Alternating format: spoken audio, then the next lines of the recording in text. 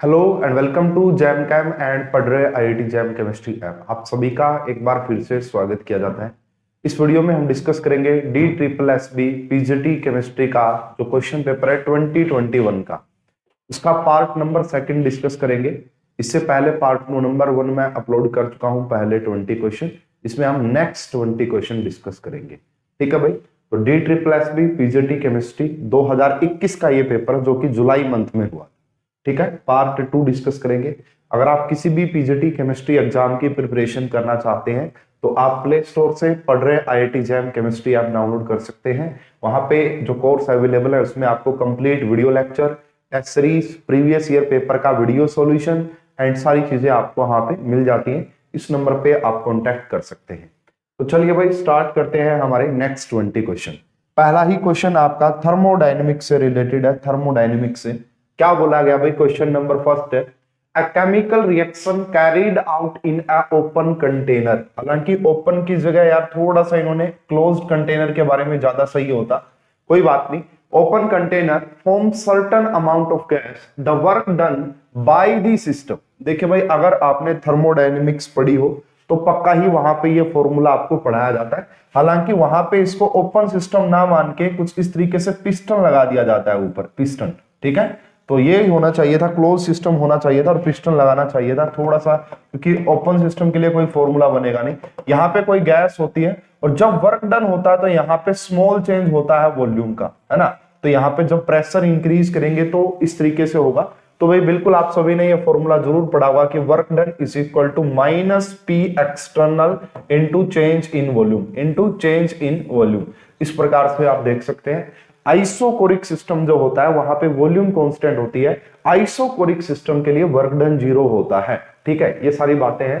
तो ये जो फॉर्मूला लिखा हुआ है यहाँ पे, इसी को हमने सही मानना पड़ेगा कि माइनस पी एक्सटर्नल इंटू में डेल्टा वी, है ना। वर्क डन का यही फॉर्मूला होगा अगर बाय द सिस्टम है तो। एक work done by the system होता है, एक work done on the system होता है। तो यहाँ पे साइन का चेंज होता है बस, बाकी फॉर्मूला वही रहता है। बाय द सिस्टम में नेगेटिव हो जाएगा। ठीक है, तो बिल्कुल सही आ जाएगा भाई इस क्वेश्चन का correct answer. First is the correct answer. Thermodynamics chemistry का थर्मोडायनेमिक्स का क्वेश्चन इजी था। नेक्स्ट क्वेश्चन भाई केमिकल बॉन्डिंग से रिलेट कर सकते हैं, इजी क्वेश्चन है ये। Water is polar. देखिए भाई, पोलर कंपाउंड्स, एक पोलर होते एक नॉन पोलर। तो ऐसे कंपाउंड्स जिनकी dipole moment not equal to 0 होती है, ऐसे कंपाउंड जिनकी dipole moment not equal to 0 होती है वो पोलर कंपाउंड्स कहलाते हैं। और आप सभी को बता दो भाई, वाटर की स्ट्रक्चर जो होती है स्टूडेंट, यहाँ पे देखिए, ये आपका ऑक्सीजन हो गया, हाइड्रोजन, यहाँ पे भी एक लोन पेयर लगा देते हैं और यहाँ पे भी एक लोन पेयर लगा देते हैं, है ना। तो यहाँ पे अगर आप देखेंगे इसकी हाइब्रिडाइजेशन होती है sp3 एंड इस स्ट्रक्चर का नाम हम लिखते हैं बेंट शेप, बेंट स्ट्रक्चर, या फिर वी शेप, या फिर एंगुलर शेप। होता क्या है ना स्टूडेंट, डाइपोल की डायरेक्शन दिखाई जाती है लेस इलेक्ट्रोनेगेटिव से मोर इलेक्ट्रोनेगेटिव की तरफ। इसी प्रकार यहां पे भी दिखाएंगे लेस इलेक्ट्रोनेगेटिव से मोर इलेक्ट्रोनेगेटिव की तरफ। हाँ, एटम से लोन पेयर की तरफ दिखाई जाती है और यहां पे भी इस तरीके से दिखाई जाती है। तो अगर आप देखेंगे वाटर की जो नेट डाइपोल मोमेंट है वो नॉट इक्वल टू 0 होती है, इसीलिए वाटर एक पोलर कंपाउंड होता है। ठीक है, वाटर एक पोलर कंपाउंड होता है। तो आइए इनमें से कौन सा ऑप्शन सही है वो चेक कर लेते हैं। सबसे पहले कह रहा है the electric charge is not uniformly distributed. ऐसा कोई भी कंसेप्ट यहां पे नहीं होगा। It has a linear arrangement and an electronegative central atom। तो लीनियर अरेंजमेंट नहीं होती भाई, ये लीनियर नहीं है, ये बेंट शेप कहलाती है। There is a dipole moment between H positive and O negative.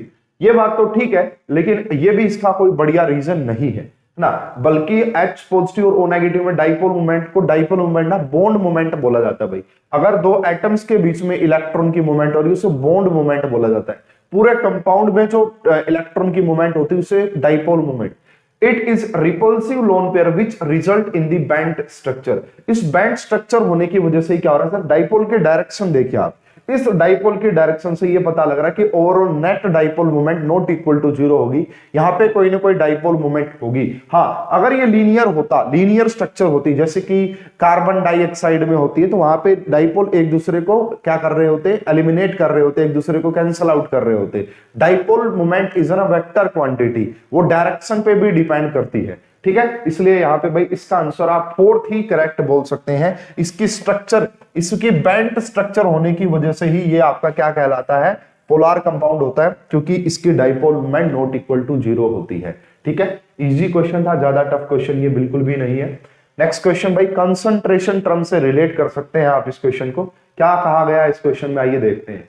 A solution of gallic acid in ethanol was made by dissolving 0.05 milligram into 50 ml of the ethanol. ये weight by volume है। Thus this solution in ppm, ppm बोले तो parts per million। तो भाई simple सा formula होगा, ऊपर हम लिखते हैं मास ऑफ सोल्यूट इन ग्राम। क्या लिखते हैं स्टूडेंट, मास ऑफ सोल्यूट, और वो भी किसके अंदर, ग्राम के अंदर। और नीचे लिखा जाता है volume of sample, volume of sample यानी कि जो भी दिया होगा उसकी वॉल्यूम, और ये लेते हैं एमएल में, और पार्ट्स पर मिलियन है तो 10 की पावर 6 कर देते हैं। क्या कर देते हैं, 10 की पावर 6। इस फॉर्मूले का यूज करो और इस क्वेश्चन का आंसर बिल्कुल आराम से आ जाएगा। देखिए यहाँ पे मिलीग्राम में गिवन है, तो मिलीग्राम को ग्राम में कन्वर्ट कर लेना है भाई हमें इजीली। तो देखिएगा भाई यहाँ पे 0.05 तो है, 1 मिलीग्राम के अंदर 1000 ग्राम होंगे। तो इसलिए यहाँ पे भाई मैंने इसकी, जब आप इसको डिवाइड करेंगे 1000 से, तो मैं नीचे ही लिख देता हूं इसको। उसके बाद भाई वॉल्यूम ऑफ सैंपल दे रखा है 250, ये ml के अंदर ही है, और यहाँ पे 10 की पावर 6, ये 2 जीरो भी नीचे आ जाएंगी। ठीक है, तो देखो 4 3 और 3 6, तो ये पूरा इससे कैंसिल आउट हो जाएगा स्टूडेंट, है ना, 10 की पावर 6 से। और जब आप 5 को डिवाइड करेंगे 25 से, ये 0.5 आंसर आ जाए, 0.2 आएगा, सॉरी कितना आएगा भाई यहाँ पे, क्योंकि 0.2 इज द करेक्ट आंसर। तो यही यहाँ पे दिया भी हुआ है भाई कि यहाँ पे आएगा आपका 0.2 ppm is the correct answer. ठीक है, mass of solute gram, milligram में गिवन था, तो हमें पता है कि हमारा भाई 1 ग्राम के अंदर 1000 मिलीग्राम होते हैं। तो 1 मिलीग्राम के अंदर कितने ग्राम रहे होंगे, 1/1000 ग्राम रहे होंगे। ठीक है, तो यहां से सोल्व करके इजीली इस क्वेश्चन का correct answer 0.2 ppm is the correct answer. ठीक है, तो चलिए स्टूडेंट नेक्स्ट क्वेश्चन पे चलते हैं। वो क्या कह रहा है हमारा, an element x essentially used in fertilizer and soap is obtained by electrolyzing at high temperature along with sodium. The element X क्या है, देखिए भाई, तो यहां पे आपका एलिमेंट X आपको बताना है। यूज क्या क्या बताया गया है इसके बारे में, कि एक तो ये फर्टिलाइजर्स में यूज होता है भाई, और दूसरा सोप बनाने के लिए भी ये यूज होता है सोप में, और इसको ऑब्टेन किया जाता है भाई इलेक्ट्रोलाइसिस। तो देखिए इलेक्ट्रोलिसिस से जो मेटल्स ऑब्टेन की जाती हैं वो जनरली या तो अल्कली मेटल्स होती हैं, अल्कली मेटल्स ज्यादा ऑब्टेन करते हैं, सोडियम हो गया, है ना, इस तरीके से। अब आगे देखते हैं भाई, इसमें देखिए सोडियम है, लिथियम है, रुबिडियम है, पोटासियम है। अब अगर आपको सोप के बारे में आइडिया हो, सोप क्या होते हैं भाई, सोप में सोडियम या पोटासियम के ही तो वो होते हैं फैटी एसिड के सोल्ट, सोडियम और पोटासियम के ही होते हैं। अब इन्होंने लिख दिया कि सोडियम के साथ इसको बनाया जाता है, मतलब सोडियम तो आंसर है ही नहीं। उसके बाद देखिए अगर आप बात करेंगे सोप में, आपने या तो सोडियम देखा होगा, वहां पे Na पॉजिटिव होता है या पोटासियम होता है। ठीक है, तो रुबिडियम एंड लिथियम भी नहीं आएंगे, तो इसका आंसर पोटासियम ही आएगा। थोड़ा सा आपको समझ में आना चाहिए। एंड पोटासियम का फर्टिलाइजर्स में भी यूज किया जाता है भाई, पोटासियम का, पोटास जैसे आपने नाम सुना होगा, पोटास तो नहीं, काफी फर्टिलाइजर्स में इसका यूज किया जाता है। आप देखना अगर आपके आसपास कोई फर्टिलाइजर्स हो, उसके ऊपर जो वो रहती है, एक बोरी रहती है, उसके ऊपर सारी चीजें लिखी रहती है, तो वहां पे पोटासियम भी डाला जाता है। ठीक है, तो ये सही है भाई, इसका आंसर पोटासियम ही आएगा। सोप वाले से आप आइडिया लगा सकते थे काफी हद तक। ठीक है, नेक्स्ट क्वेश्चन की बात करते हैं भाई। Electrolysis is a source of extraction of metal are only successful when. ठीक है, तो देखिए भाई ये बोला है कि metal oxide are used, aqua solution of metals are used, metal hydrides are used. देखिए इसके लिए मैं आपको लेके जाना चाहूंगा भाई, आपने अगर पढ़ा है इलेक्ट्रोलिसिस, है ना, इलेक्ट्रोकेमिस्ट्री में आपको इलेक्ट्रोलिसिस नाम का टॉपिक पढ़ाया जाता है। इलेक्ट्रोलिसिस में क्या करते हैं, हम कोई इलेक्ट्रोलाइट लेते हैं और उसके अंदर से इलेक्ट्रिसिटी पास करवा देते हैं। तो वहां पे एनोड और कैथोड होते हैं, उनके ऊपर ऑक्सीडेशन एंड रिडक्शन होता है। ठीक है, उसके हिसाब से हमें मेटल्स मिलती हैं। जैसे आपको ये पढ़ाया गया होगा भाई, सबसे पहले ये पढ़ाया जाता है कि जो हमारा मोल्टन NaCl है, अगर हम मोल्टन NaCl का इलेक्ट्रोलिसिस करें तो क्या क्या मिलेगा। तो भाई मोल्टन NaCl का मतलब ही ये होता है कि एक तो हमारे पास Na पॉजिटिव अवेलेबल है और दूसरा Cl नेगेटिव अवेलेबल होता है। तो इलेक्ट्रोलिसिस में क्या होता है स्टूडेंट, यहीं पे आपका एनोड रहता है और यहीं पे आपका कैथोड। अब खास बात ये होती है कि आपका अनायन एनोड के ऊपर जाता है। अनायन देखो ट्रिक क्या है, ए अनायन एनोड के ऊपर जाएगा। यहाँ पे जो एनोड होता है स्टूडेंट, एनोड जो होता है उसके ऊपर यहाँ पे कैसा चार्ज होता है, पॉजिटिव चार्ज होता है, इसीलिए तो अनायन आएगा ना, इसीलिए तो नाइन। और कैथोड पे यहाँ पे बेसिकली नेगेटिव चार्ज होता है, तो कैथोड के ऊपर कटायन आता है ना, कटायन उसके ऊपर जाएगा। अब एनोड जो आपका जो एनोड होता है उसके ऊपर ऑक्सीडेशन ही होगा। अब देखिए यहां से अगर बात की जाए स्टूडेंट इसके बारे में, एक Na पॉजिटिव है और एक Cl नेगेटिव है, तो Cl नेगेटिव कहां पे जाएगा, एनोड पे, एनोड पे। तो यहाँ पे अगर आप एनोड की रिएक्शन लिखेंगे तो क्या होगा, 2Cl नेगेटिव आपका कन्वर्ट हो जाएगा Cl2 में +2 इलेक्ट्रॉन। तो यहाँ पे बेसिकली ऑक्सीडेशन हो रहा है। तो यहाँ पे जो Cl2 मिलता हुआ एज ए एनोड प्रोडक्ट हमें मिलता है। वहीं पे कैथोड की बात करोगे तो कटायन जाएगा। यहाँ पे जो सोडियम है वो इस एक इलेक्ट्रॉन को एक्सेप्ट करेगा N2Na, है ना। अगर आप यहाँ पे 2 बैलेंस करना चाहे तो 2 इलेक्ट्रॉन दिखा दिए। तो ये जो है आपका ये कैथोड प्रोडक्ट आपको मिल गया है ना। तो अल्कली मेटल को इस तरह से एक्सट्रैक्ट कर सकते हैं। ये तो भाई आपका मोल्टन NaCl का सॉल्यूशन था। एक्वस NaCl के सॉल्यूशन से भी हम इसे ऑब्टेन कर सकते हैं, ठीक है। तो ये कुछ बातें होती है जो आपको ध्यान रखना होता है। तो इसमें देखते हैं भाई एक्वस इसलिए नहीं होता क्योंकि एक्वस में आपको सोडियम नहीं मिलेगा, क्योंकि 2 कटायन हो जाते हैं एक्वस में, एक Na पॉजिटिव और एक H पॉजिटिव। तो वहां पे भाई H पॉजिटिव का रिडक्शन हो जाता है, H2 मिलती है वहां पे, आपको समझ में आ रही है बात। और दूसरा आपको Cl2 मिलता है। तो ये कह रहा भाई फ्यूज्ड हलाइड्स आर यूज्ड, बिल्कुल सही बात की गई है स्टूडेंट यहाँ पे कि आपको क्या यूज करने हैं, फ्यूज्ड हलाइड्स यूज करने हैं। अगर आपको इलेक्ट्रोलिसिस, अगर आपको मेटल्स चाहिए, एक्सट्रैक्शन ऑफ मेटल आपको करना है, तो वहां पे हम फ्यूज्ड हलाइड्स यूज करते हैं। फ्यूज बोले मोल्टन बोले एक ही बात है। जैसे कि ये देखिए, ये सोडियम का हलाइड है NaCl, ठीक है। मेटल ऑक्साइड का कोई खास लेना देना होता ही नहीं, कभी भी कोई मेटल ऑक्साइड आपको मिलेगा नहीं।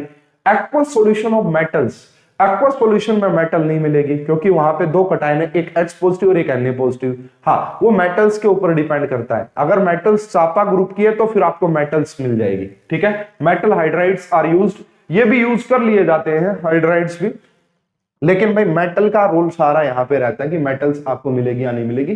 तो बढ़िया जो एग्जांपल्स आपने देखे हुए हैं ना, कई बार क्वेश्चंस ऐसे आएंगे स्टूडेंट जो आपने क्वेश्चन पढ़े होंगे उसी से रिलेट करके आंसर लगाना। तो हमें आपको ये पढ़ाया जाता है कि मोल्टन NaCl का हम क्या करते हैं, इलेक्ट्रोलिसिस करते हैं, ठीक है। तो इसका आंसर ए ही आप लगाएंगे तो ज्यादा बढ़िया रहेगा।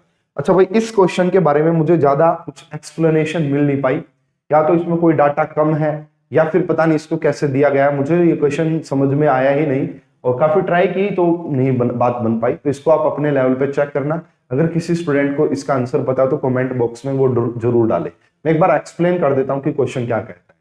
When 100 ml of this, इनके हैं, in respective beaker are mixed with water to make total volume 500 ml of each solution, increasing molarity will be।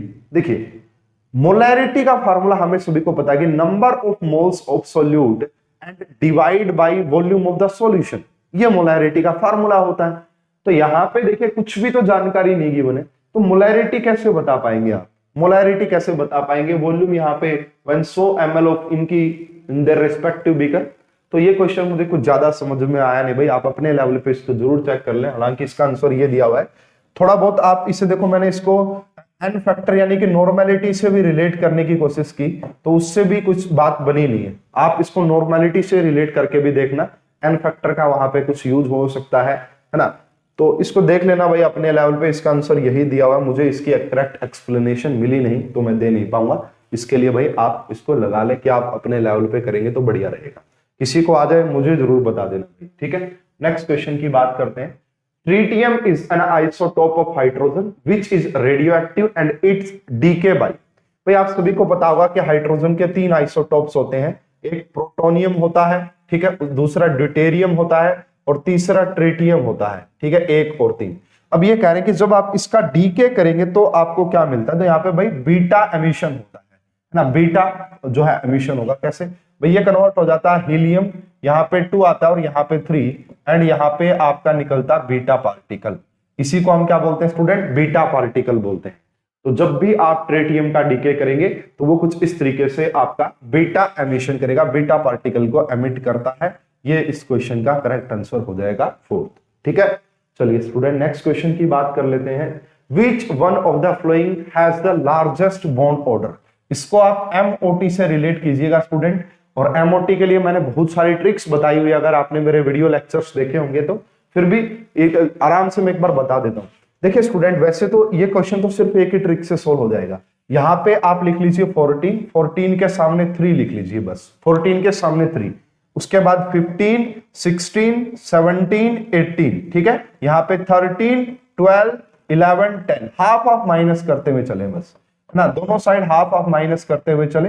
तो ये देखिए कुछ इस प्रकार से, ये रहा जी इस प्रकार से। वैसे मैंने और भी बहुत सारी ट्रिक्स बता रखी है स्टूडेंट इसके लिए, है ना, और भी बहुत सारी ट्रिक्स होती हैं। ये तो सिर्फ 10 से लेके और 18 तक ही है।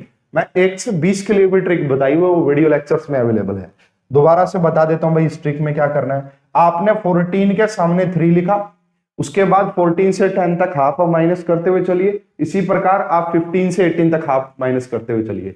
तो ये क्या है, ये है जी आपका नंबर ऑफ इलेक्ट्रॉन। ये क्या है, नंबर ऑफ इलेक्ट्रॉन। और ये क्या है आपका, ये है आपका बॉन्ड ऑर्डर। ये क्या आपका बॉन्ड ऑर्डर, बस बात बन जाएगी। देखिए F2 की बात करोगे तो 18 इलेक्ट्रॉन है, 18 इलेक्ट्रॉन। तो यहाँ पे 18 इलेक्ट्रॉन के लिए बॉन्ड ऑर्डर क्या हो जाएगा, 1। C2 का जो है वो आपका 12 इलेक्ट्रॉन है, 12 इलेक्ट्रॉन के लिए बॉन्ड ऑर्डर 2 हो जाएगा। O2 भी 16 इलेक्ट्रॉन है, इसके लिए भी बॉन्ड ऑर्डर 2 हो जाएगा। N2 की बात करोगे 14 इलेक्ट्रॉन, और 14 इलेक्ट्रॉन का बॉन्ड ऑर्डर 3 होता है। तो इन्होंने पूछा था कि हाईएस्ट बॉन्ड ऑर्डर बताइए, लार्जेस्ट बॉन्ड ऑर्डर, तो किसका हो जाएगा, N2 का।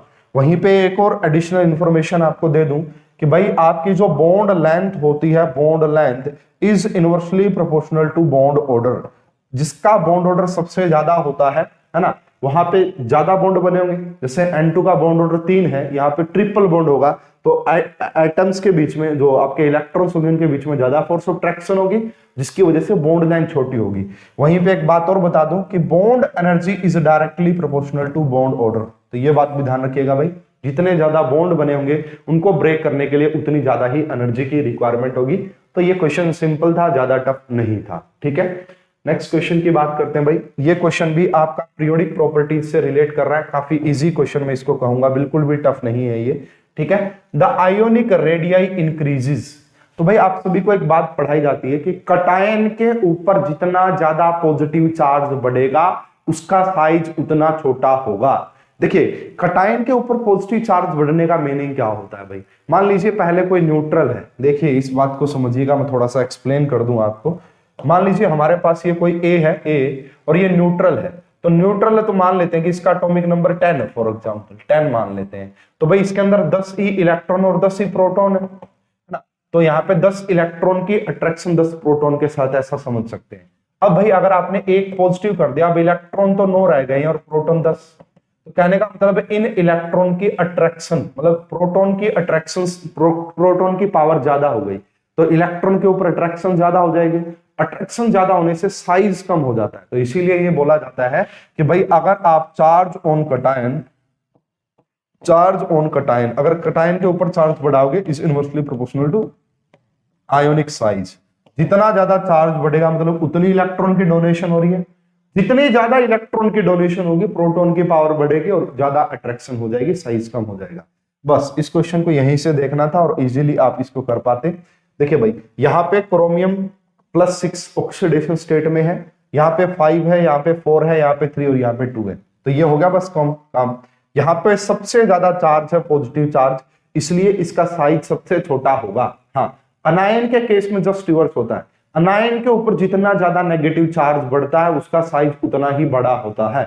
अनायन के ऊपर जितना ज्यादा नेगेटिव चार्ज बढ़ेगा उसका साइज उतना ही बड़ा होगा। लेकिन कटायन में जितना पॉजिटिव चार्ज बढ़ता है उतना ही साइज छोटा हो जाता है। तो मेरे हिसाब से बहुत सिंपल क्वेश्चन है, आप इजीली इसको कर पाएंगे। ठीक है, चलिए नेक्स्ट क्वेश्चन की बात कर लेते हैं स्टूडेंट। नेक्स्ट क्वेश्चन क्या कहता है, the heat of atomization decreases in the order. Yes, इसको समझिएगा इस वर्ड को, हीट ऑफ एटोमाइजेशन। और ये देखिए दीज आर अल्कली मेटल्स। ये क्या है आपका भाई, alkali metal, lithium, sodium, potassium, rubidium, caesium. तो इसको देखने से ये पता लग रहा है भाई, देखिए नीचे जाने से भाई, वैसे तो ये आपको समझाया जाता है, नीचे जाने से heat of atomization, heat of atomization क्या करती है, डिक्रीज करती है स्टूडेंट। एटोमाइजेशन क्या करती है, डिक्रीज करती है। क्या करती है भाई, डिक्रीज। ये बात तो समझ में आ गई कि डिक्रीज करेगी, है ना। तो सबसे ज्यादा लिथियम की होती है, बात ठीक है, आंसर तो यह आएगा। अब बात आती है कि सर क्यों डिक्रीज करती है भाई, रीजन होता है इनके साइज का। हीट ऑफ एटोमाइजेशन क्या होती है, मान लीजिए हमारे पास भाई कोई Na2 है, Na2 है, उसको तोड़ना है Na के अंदर, तो उसके वो जो Na जुड़े हुए हैं उसको तोड़ने के लिए एक अमाउंट ऑफ एनर्जी देनी पड़ेगी ना, उसी को हीट ऑफ एटोमाइजेशन बोलते हैं। तो ये देखा जाता है भाई, ये नीचे जाने से साइज इंक्रीज करता है।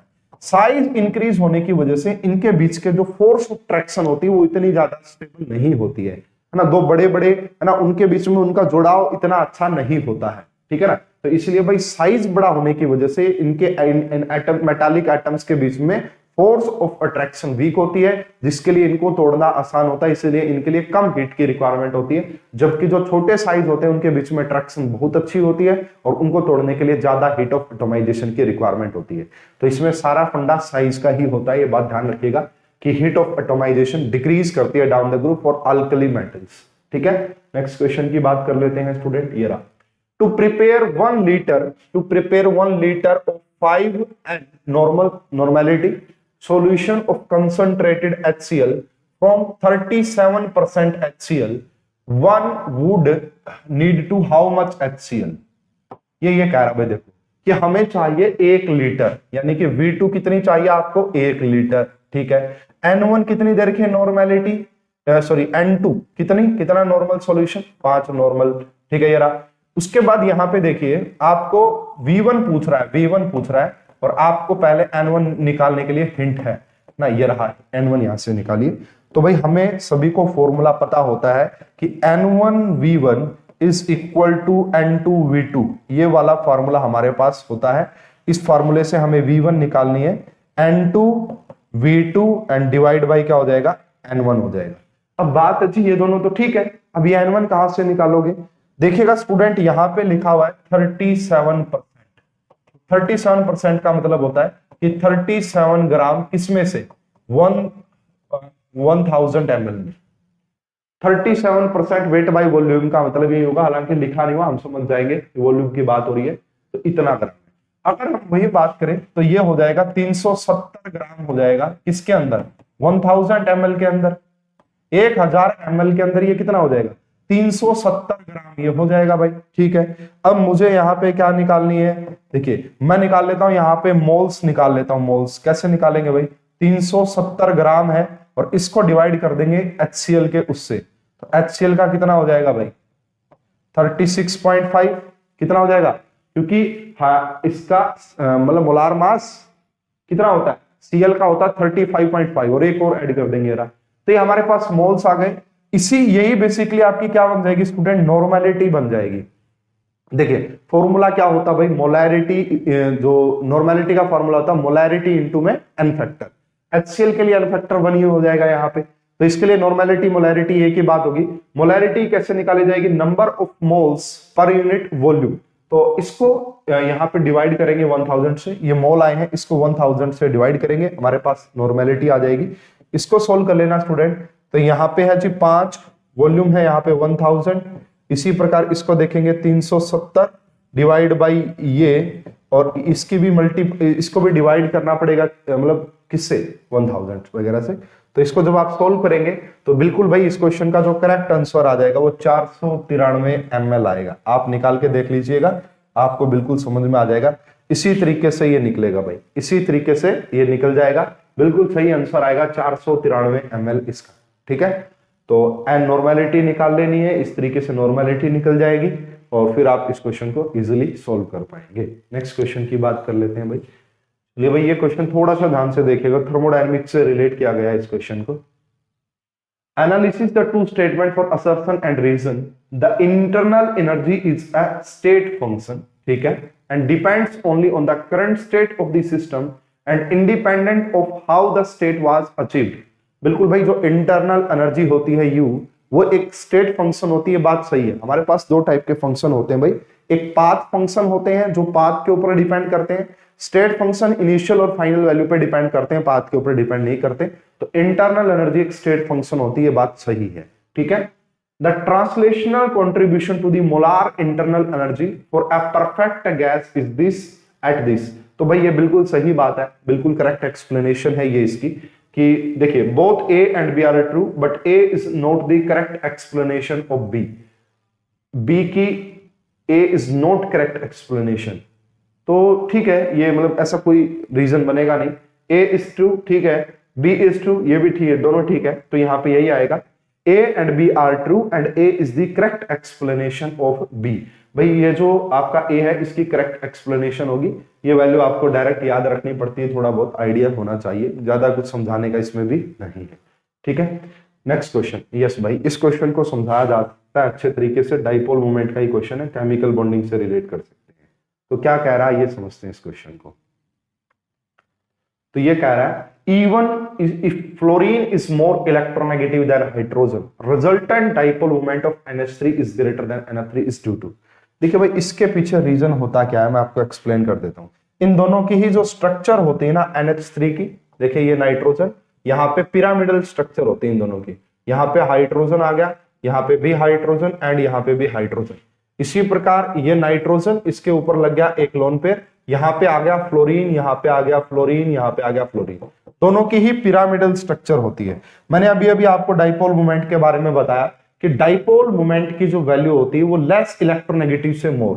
तो यहाँ पे देखेंगे डाइपोल की डायरेक्शन ऐसे आ जाएगी, यहाँ पे देखेंगे ऐसे आ जाएगी, यहाँ पे देखेंगे ऐसे, और एटम से देखेंगे तो लोन पेयर की तरफ। तो ओवरऑल अगर आप रिजल्टेंट देखेंगे तो ऊपर की तरफ ही आ रहा है, ओवरऑल रिजल्टेंट ऊपर की तरफ ही आ रहा है, बट यहाँ पे देखेंगे स्टूडेंट ये तो ऊपर की तरफ होगा, बट नाइट्रोजन से ज्यादा इलेक्ट्रोनेगेटिव होता है फ्लोरीन, तो अब डायरेक्शन ऐसे आ जाएगी, अब डायरेक्शन अपोजिट।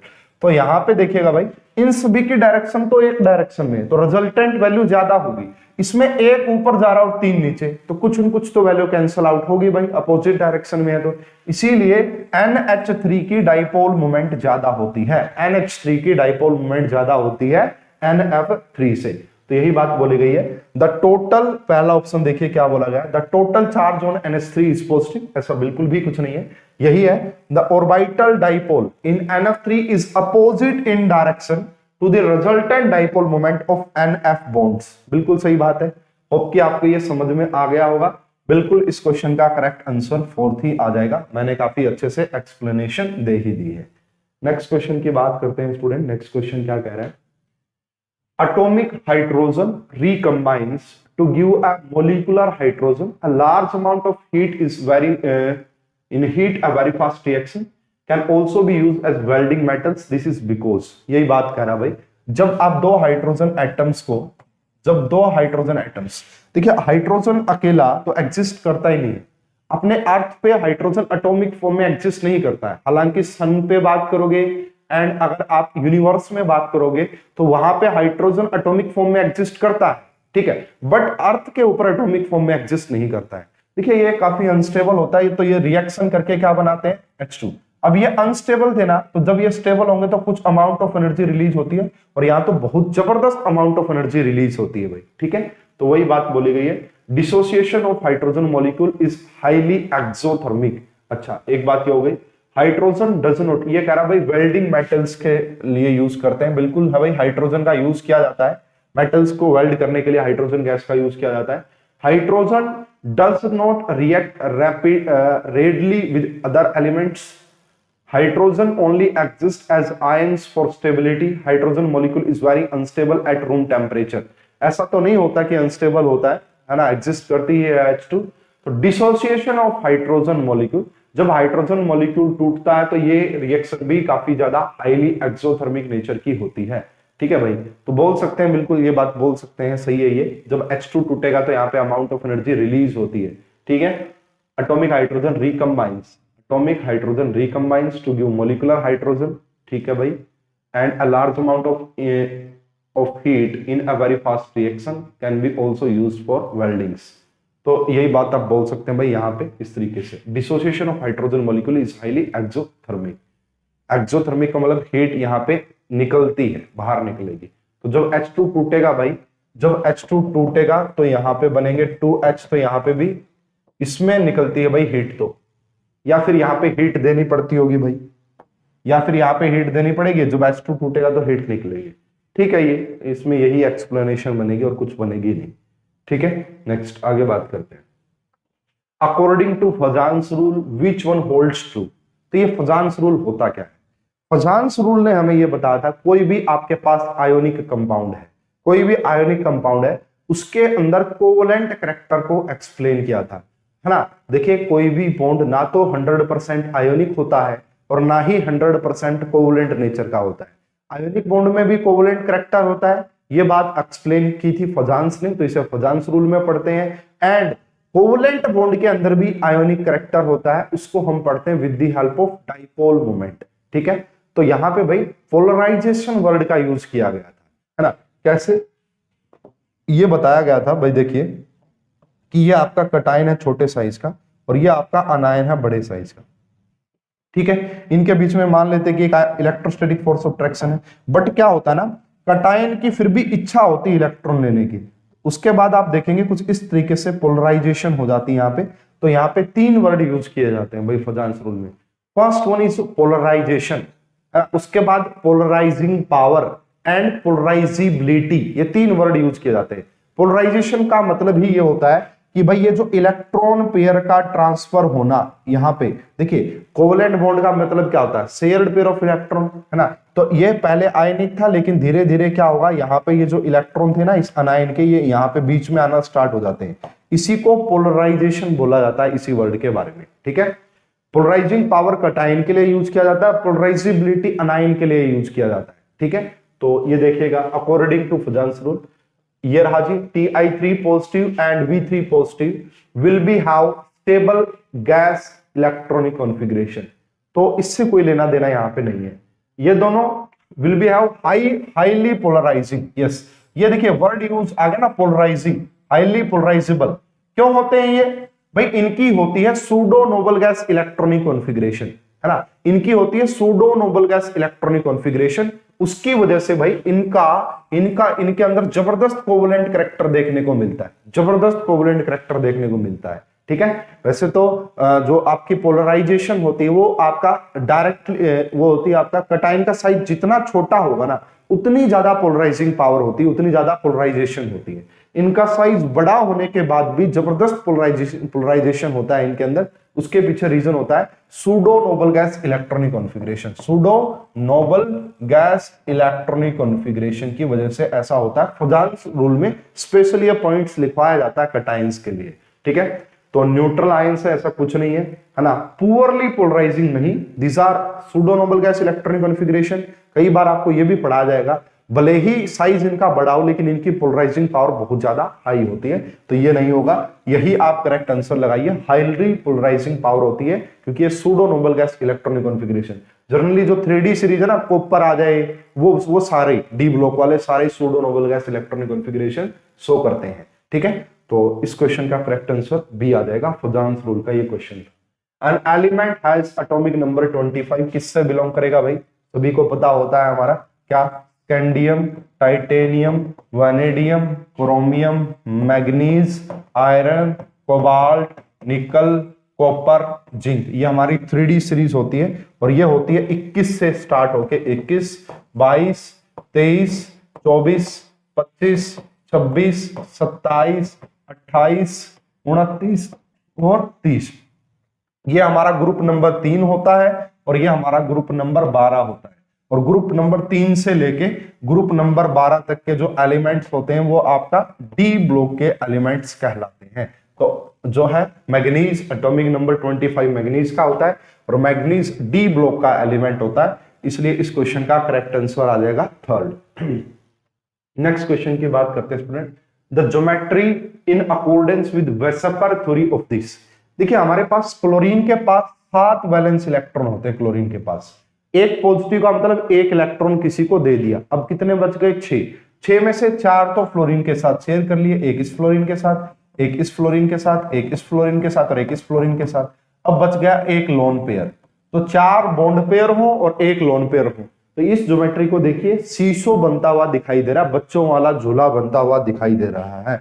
इसकी हाइब्रिडाइजेशन होती है स्टूडेंट sp3d ना, sp3d, और इस ज्योमेट्री का, इस शेप का नाम होता है सीसो। सीसो वैसे पर थोड़ी के थ्रू इसको क्या बोलेंगे, सीसो। तो इस क्वेश्चन का करेक्ट आंसर भी आपका क्या हो जाएगा भाई, सीसो। इसी ऐसी ही ज्योमेट्री किसकी भी होती है, SF4 की भी सेम यही ज्योमेट्री होती है, SF4 की भी सेम यही ज्योमेट्री या शेप होती है। नेक्स्ट क्वेश्चन की बात कर लेते हैं भाई आपका, व्हेन सॉलिड, देखिएगा क्या कहा गया है इस क्वेश्चन में, इजी सा क्वेश्चन है ये भी। When solid solute is added to solvent, some solute particle in solution collide with solid, solute particle get separated out of the solution, this process is known as। देखिए भाई crystallisation के बारे में तो आपने, डिसोल्यूशन एक अलग चीज है, वहां पे तो जो सॉलिड है वो डिसअपियर ही हो जाता है। डी आयनाइजेशन का मतलब होता है भाई, आयनाइजेशन का मतलब होता है कि आयंस में ब्रेक होगा, डी आयनाइजेशन आयंस जुड़ जाए, ठीक है। तो डी इसका मीनिंग क्रिस्टलाइजेशन ही होगा। इसको अगर आप ध्यान से पढ़ेंगे, ये बिल्कुल 9th क्लास का क्वेश्चन मैं कहूंगा, क्रिस्टलाइजेशन की डेफिनेशन है वही आपसे बोली गई है। तो मेरे हिसाब से देखो, गेट सेपरेटेड, क्रिस्टलाइजेशन में आपने देखा होगा डिफरेंट डिफरेंट क्रिस्टल्स बन जाते हैं, ठीक है ना, तो ये भाई क्रिस्टलाइजेशन हो जाएगा इसका आंसर। उसके बाद नेक्स्ट क्वेश्चन की बात करते हैं भाई यहाँ पे। Okay, a compound x was produced at oil refineries also present in the natural gas. Yes, बहुत इंपॉर्टेंट पॉइंट है भाई, नेचुरल गैस के अंदर है ना पाया जाता है। When mixed with steam, जब इसको स्टीम के साथ मिक्स किया जाता है यानी कि वाटर के साथ, पास और निकल कैटालिस्ट एट 800 से 900 degree Celsius produce hydrogen gas as a product. तो वो कंपाउंड बताइए भाई। देखो नेचुरल गैस के अंदर हम सभी को पता होता है मीथेन की परसेंटेज काफी ज्यादा होती है, मीथेन की। बाकी इनमें और ऑप्शंस में देखिएगा, देखिए यहाँ पे मीथेन है, ये तो कुछ है ही नहीं, ऐसा कुछ होता ही नहीं है। अमोनिया, कोई भी अमोनिया प्रेजेंट नहीं होती है हमारी नेचुरल गैस के अंदर, और कार्बन डाइऑक्साइड भी नहीं होती है। और उसके बाद देखिए ना कि जब आप स्टीम के साथ पास करवाएंगे तो हाइड्रोजन कहां से रिलीज होगी, इसके अंदर, कार्बन डाइऑक्साइड के अंदर रिलीज नहीं होगी। और नेचुरल गैस का जो मेन कंटेंट होता है, जो नेचुरल गैस में मेन कंपोनेंट होता है, वो मीथेन ही तो होता है ना। तो इस क्वेश्चन का करेक्ट आंसर मीथेन ही आएगा। और जब आप इसके रिएक्शन भाई, जब आप इसके रिएक्शन स्टीम का मतलब है कि वाटर गैस के साथ करवाते हैं, तो यहाँ पे भाई आपका क्या है, H2 गैस भी निकलती है, हाइड्रोजन गैस भी निकलती है, ये बात यहाँ पे बोला भी गया है, ठीक है। तो देख सकते हैं भाई इजीली इस क्वेश्चन का करेक्ट आंसर मीथेन आ जाएगा, छोटा सा हिंट दिया था। तो ये भाई हमारा लास्ट क्वेश्चन है इस वीडियो का। When a spring is wound, ठीक है ना, स्प्रिंग इज वाउंड, तो यहाँ पे वर्क डन कितना हुआ भाई, 100 जूल का, 100 joule work is done on it and but 15 joule escape to the surrounding as a heat, what will be the change in internal energy of the spring। तो भाई first law of thermodynamics लगाइए, delta U is equal to Q plus W, ये वाला आपको answer लगाना पड़ेगा। Work done on the system है इसलिए वर्क डन पॉजिटिव होगा, एंड हीट यहाँ पे रिलीज हुई है इसलिए इसको नेगेटिव साइन से लिखा जाएगा 15। और जब आप देखेंगे, वैसे देखो ये हीट, वर्क डन तो पॉजिटिव ही रहेगा ऑन द सिस्टम है, और हीट यहाँ पे रिलीज हुई इसलिए -15 हो जाएगा। तो इस क्वेश्चन का जो करेक्ट आंसर होगा that is 85 joule internal energy. First law of thermodynamics आप इसको रिलेट कर सकते थे। तो ये था जी हमारे पार्ट 2 का सॉल्यूशन। जो नेक्स्ट हम 20 क्वेश्चन वो हमने डिस्कस कर लिए हैं। किसी भी क्वेश्चन में अगर आपको लगता है कि डाउट है, कुछ प्रॉब्लम है, परेशानी है, तो आप कमेंट बॉक्स में या फिर आप चैट बॉक्स में ये बात लिख के बता सकते हैं। होप कि आपको ये वीडियोस काफी पसंद आ रही होगी। अगर वीडियोस पसंद आ रही है तो लाइक और शेयर जरूर कीजिए। आप सभी का बहुत बहुत धन्यवाद। Thank you.